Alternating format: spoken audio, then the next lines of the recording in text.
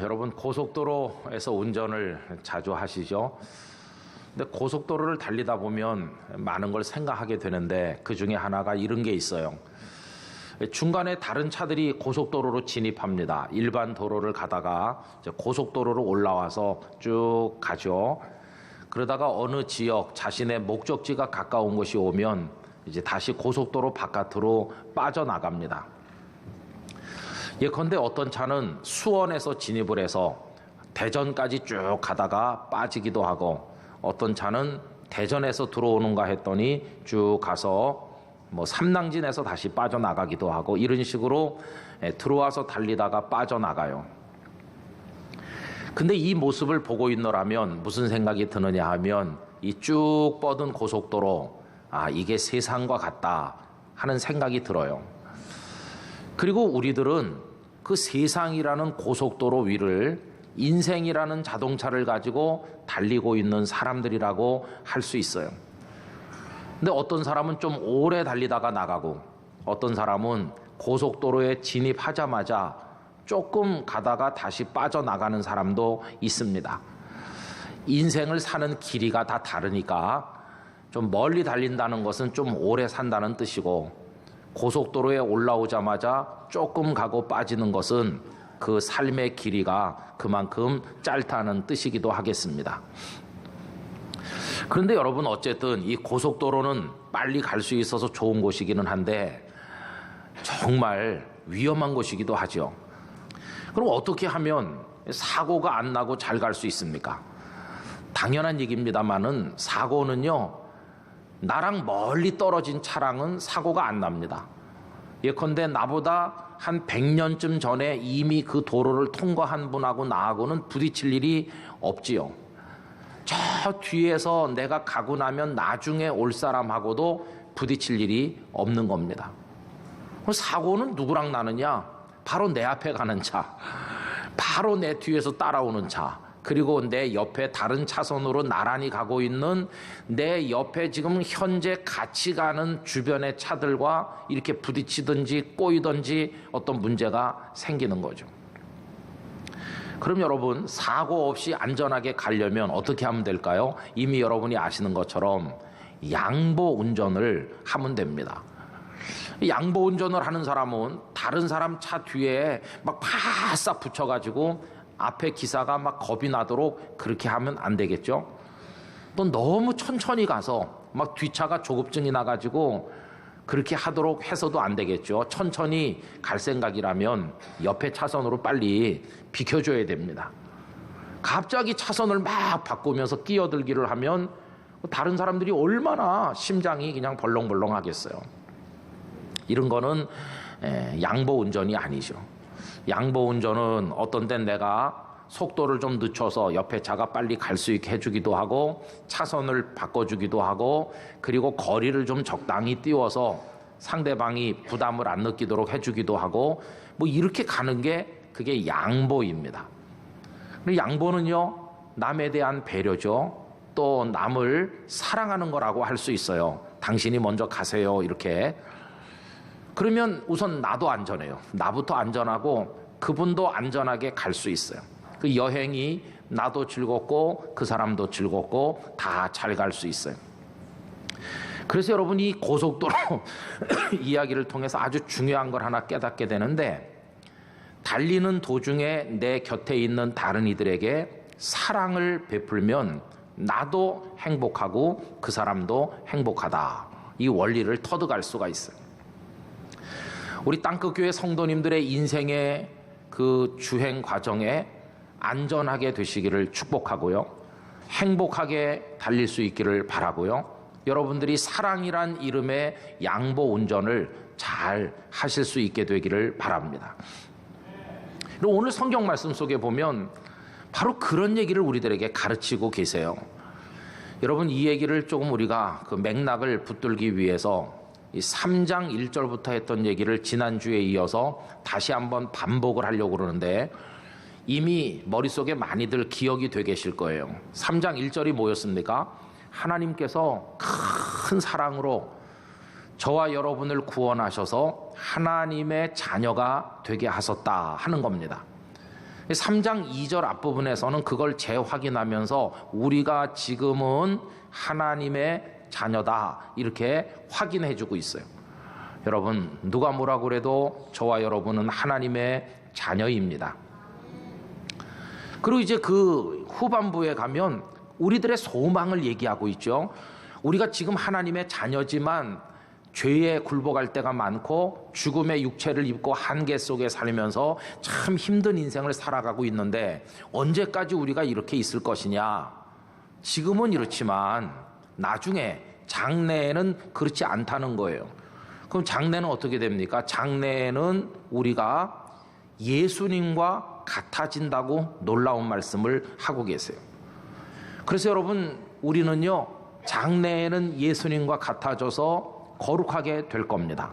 장래에는 예수님과 같아져서 영원한 생명을 얻게 될 것입니다. 장래에는 예수님과 같이 되어서 하나님의 나라 백성이 되어서 영생을 누리게 될 것입니다. 이것이 우리가 가지고 있는 소망이 아니겠어요? 그리고 이제 바로 지난주에는 무슨 생각을 했느냐 하면 3장 3절 말씀을 따라서 우리가 장차 예수님과 같이 될 이 엄청난 소망을 가지고 있는 사람이라면 그러면 지금 어떻게 살아야 되느냐? 그 대답은 이거였습니다. 깨끗하게 해야 된다. 그래서 여러분, 춘향전 이야기를 하지 않았어요? 변학도가 아무리 압박을 가하고 때리고 회유를 하고 그래도 이 춘향이 자기를 깨끗하게 지킴으로써 사랑하는 분이 오시면 그 복된 미래를 누리게 되는 것처럼 예수님과 같아질 이 소망을 가진 사람, 주를 향하여 이 소망을 가진 사람은 그 주님이 깨끗하신 것처럼 자신을 깨끗하게 한다고 지난주일에 우리가 생각을 했습니다. 여러분, 우리 땅끝교회 성도들께서 그 어떤 것들로도 여러분들을 더럽히지 말고 깨끗하시기를 바랍니다. 그런데요, 우리를 더럽히는 게 뭘까요? 그러면 그거는 불법, 다시 말하면 죄라고 그랬어요. 죄가 우리를 더럽게 하는 거예요. 그래서 마귀에게 속해 있는 사람은 이 죄를 아무 가책도 없이 막 저지르지만 하나님께로부터 난 하나님의 자녀는 이 죄를 짓지 않으려고 노력하고 죄를 이기게 되고 죄를 이제는 초월해서 살게 되는 얘기를 우리 지난주에 생각했어요. 그래서 오늘 읽은 말씀 가운데 이제 9절부터 우리가 시작을 했는데 여러분 9절로 다시 가셔서 9절을 다 같이 읽도록 하겠습니다. 하나님께로부터 난 자마다 죄를 짓지 아니하나니 이는 하나님의 씨가 그의 속에 거함이요 그도 범죄하지 못하는 것은 하나님께로부터 났음이라. 할렐루야. 우리가 하나님께로부터 난 하나님의 자녀이기 때문에 이제는 죄를 지어서도 안 되고 막 죄를 쉽게 그 유혹에 넘어가서도 안 된다는 거예요. 그럼 여러분, 이 죄가 우리를 이렇게 더럽히는데 그럼 어떤 죄를 짓지 말아야 됩니까? 이렇게 물어보면 뭐 굉장히 많죠. 하나님의 뜻에 반하는 모든 것들은 그게 다 죄죠. 그런 것들을 하면 안 되는 것이죠. 그것이 도둑질이든 뭐 거짓말이든 간음하는 거든 하여튼 뭐든지 하나님께서 원하지 않는 건 해서는 안 되는 거죠. 그런데 오늘 읽은 본문으로 넘어오면 이제 오늘의 주제로 넘어오는데요. 하나님께서는 그 많은 죄들을 다 언급하기 전에 가장 원초적이고 역사가 오래됐고 뿌리가 깊은 죄 하나를 말씀하고 있어요. 그거를 해서는 안 된다고 말씀하세요. 그럼 그 역사가 깊고 뿌리가 깊은 그 죄 한 가지가 뭐냐? 오늘 본문을 보면 사랑하지 않는 죄, 그거를 말씀하고 있어요. 여러분, 이 사랑하지 않는 죄로부터 나머지 죄가 다 나오는 겁니다. 도둑질은 왜 해? 그 사람을 사랑하지 않으니까. 왜 그 사람을 해야 하는가? 그 사람을 사랑하지 않으니까. 왜 그 사람의 배우자와 간음하는가? 그 사람을 사랑하지 않으니까. 다 사랑하지 않는 데로부터 죄들이 나오는 거예요. 여러분, 이 사랑하지 않는 죄는 얼마나 뿌리가 깊은지 인류 최초의 죄로 연결되고 있어요. 여러분, 우리 인생들이 하나님 앞에 저지른 최초의 죄가 뭡니까? 창세기 3장에 보면 아담과 하와가 선악을 알게 하는 나무 열매를 따먹었잖아요. 이건 하나님께 대한 큰 죄인데 우선 피조물에 불과한 인생이 그걸 먹음으로 창조주 되시는 하나님이 되려고 하는 엄청난 도전을 했으니까 이게 아주 근원적인 죄고, 분명히 그거 따먹지 마라 이렇게 하셨는데 먹었으니까 불순종의 죄가 됐어요. 근데 여러분, 이 최초의 죄 속에는 사랑하지 못하는 죄, 사랑에 실패하는 죄가 같이 들어있어요. 그게 어떻게 같이 나타나고 있는지 보세요. 여러분, 그 열매를 아담이 먼저 먹었나요? 하와가 먼저 먹었나요? 하와가 먼저 먹죠. 어떤 때는 여성들이 훨씬 빠를 때가 있거든요. 하와가 먼저 먹었어요. 다 타락했어요.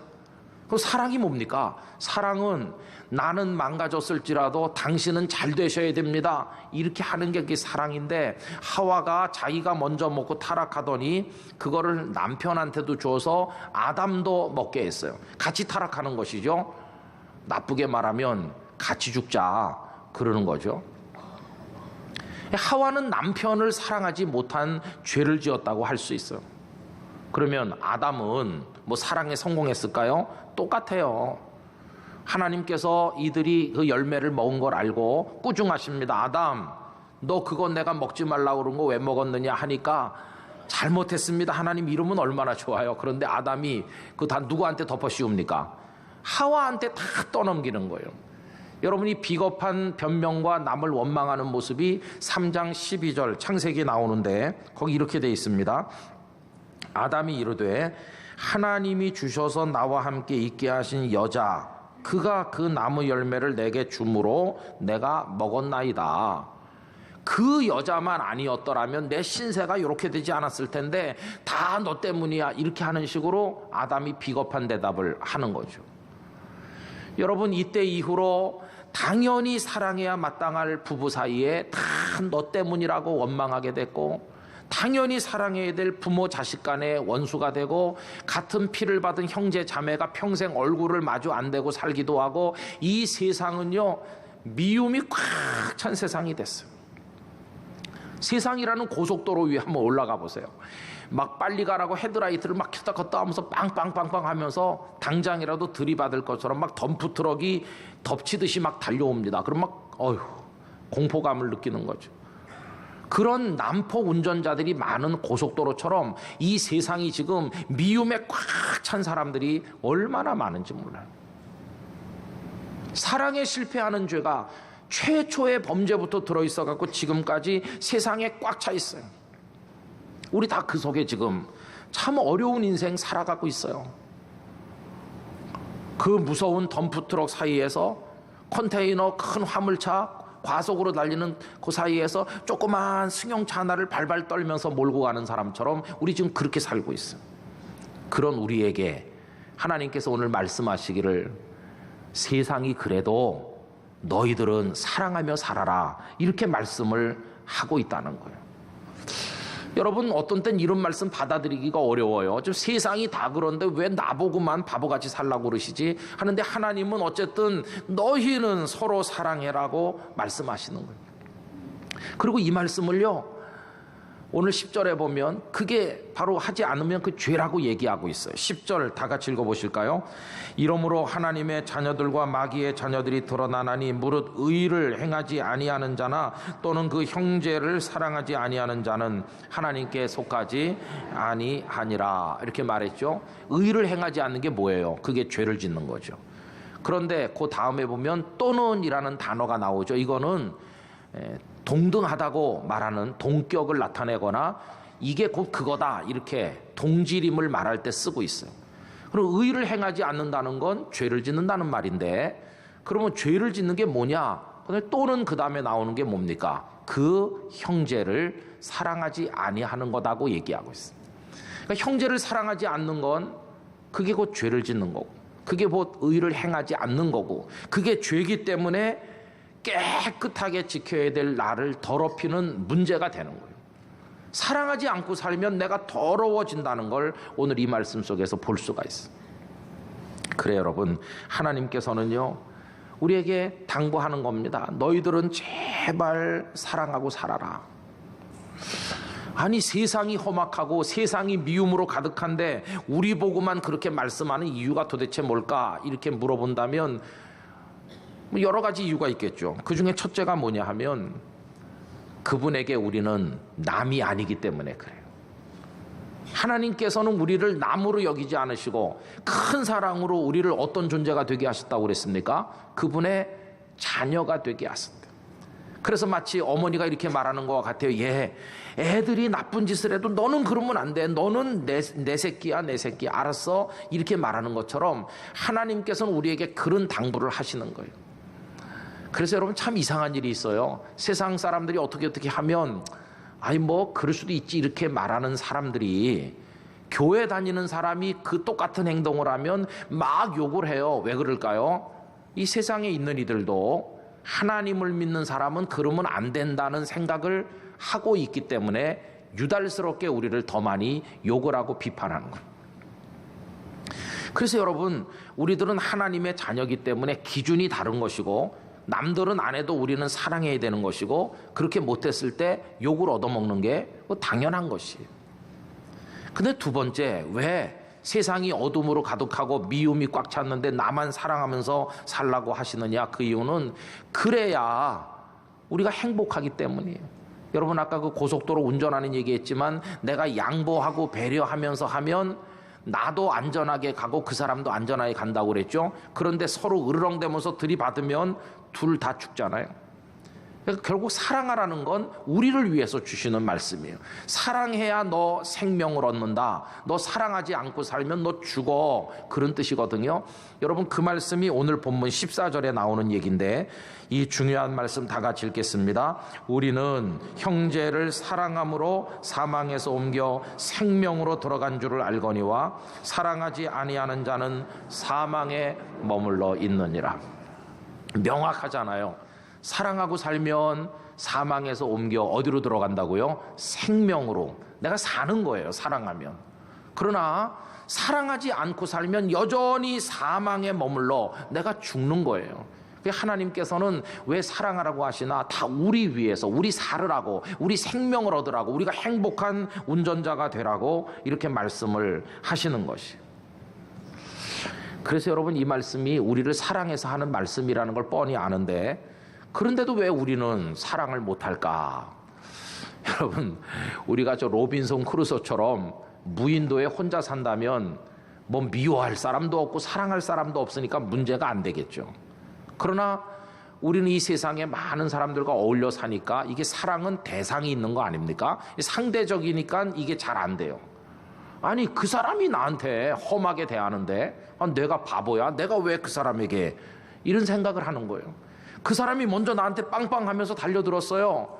나도 다 손이 있고 말이지 나도 빨리 달릴 줄 알아요. 이렇게 하니까 이게 잘 실천이 안 되는 거예요. 그럼 여러분 우리가요 상대방이 나한테 늘 배려해주고 늘 사랑해주고 먼저 그렇게 해야 내가 사랑한다면 그게 잘 되는 것일까요? 좀 마음 아픈 얘기지만 그런 의미에서 세상이 먼저 나를 사랑하면 나도 사랑하지 이 생각은 아예 애초부터 틀린 거예요. 왜? 세상은 그렇게 좋은 곳이 못 돼요. 범죄한 이후로 세상은 미움보다 사랑이 더 많으면 좋을 텐데 오히려 그 반대로 사랑은 없어지고 미움으로 꽉 차 있거든요. 더군다나 우리는요 예수님을 믿는 사람이다 보니까 삶의 패턴과 기준이 다르잖아요. 그러니까 세상 사람들이 그들과 우리가 다르니까 우리를 미워하는 게 당연해요. 그래서 여러분 오늘 말씀은 세상이 너희를 미워하면 이상하게 여기지 말고 당연하게 여기라고 말씀해요.